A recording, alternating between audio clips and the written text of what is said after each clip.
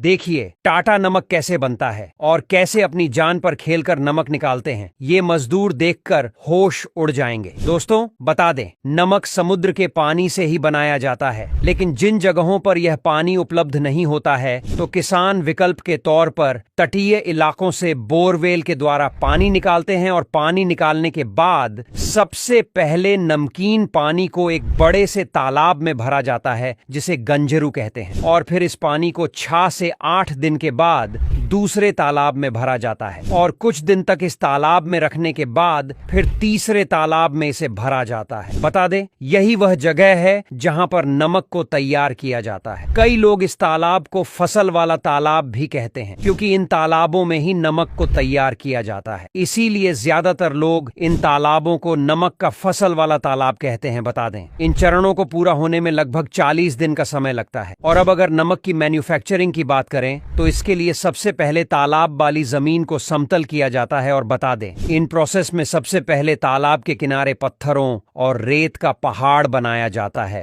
ताकि इन तालाबों में पानी भर जाए तो वह पानी बिल्कुल भी बाहर न निकले। और अब इसमें समुद्र के खारे पानी को इकट्ठा किया जाता है। और आपको बता दें, कुछ लोग इसे इंग्लिश में सॉल्ट पेन भी कहते हैं। और अब कुछ समय बाद जब इन सॉल्ट पेन में से खारा पानी भाप बनकर उड़ जाता है और जो सॉल्ट पेन में नीचे बच जाता है तो वह नमक होता है। लेकिन अभी भी इस नमक को उपयोग में नहीं लिया जाता है। और आपको बता दें, मौसम अगर अनुकूल हो तो 1 एकड़ में लगभग 1000 बोरी नमक निकल सकता है। और इस प्रक्रिया के दौरान अगर बारिश नहीं होती है तो इस तरह से एकदम शुद्ध नमक बनकर तैयार होता है जिसे खाने के लिए मार्केट में बेचा जाता है। लेकिन अगर वही मौसम खराब हो जाता है या बारिश वगैरह हो जाती है तो यह नमक अशुद्ध हो जाता है और अब इस अशुद्ध नमक का इस्तेमाल किचन में नहीं किया जा सकता है। इसीलिए इस अशुद्ध नमक का इस्तेमाल झींगा पालन वाले तालाबों में किया जाता है। और अब तैयार हुए इस शुद्ध नमक को कई वर्कर्स द्वारा एक जगह पर इकट्ठा किया जाता है। और अब इकट्ठा हो चुका यह नमक अभी भी पूरी तरह से भी खाने के लायक नहीं हुआ है। इसीलिए इसमें और भी कई प्रोसेस किए जाते हैं और इसमें कई तरह की अशुद्धियां भी मौजूद होती हैं, जैसे कि रेत कंकर वगैरह। और इन अशुद्धियों को नमक से निकालने के लिए इस नमक को वर्कर्स द्वारा फैक्ट्री में लाया जाता है और अब इस पूरे नमक को अच्छी तरह से धोया जाता है। और आपको बता दें, इस नमक को बहुत ही सावधानी के साथ धोया जाता है क्योंकि अगर नमक में किसी भी तरह की रेत या फिर मिट्टी वगैरह बची रहेगी तो यह पूरा का पूरा नमक खराब हो जाएगा। और धोने के बाद इस नमक को अच्छी तरह से सुखाया जाता, और जब यह नमक अच्छी तरह से सूख जाता है तो फिर इस नमक में आयोडीन मिलाया जाता है। आयोडीन मिलने के बाद एक बार इसे फिर से साफ किया जाता है और अब इसके बाद इस नमक को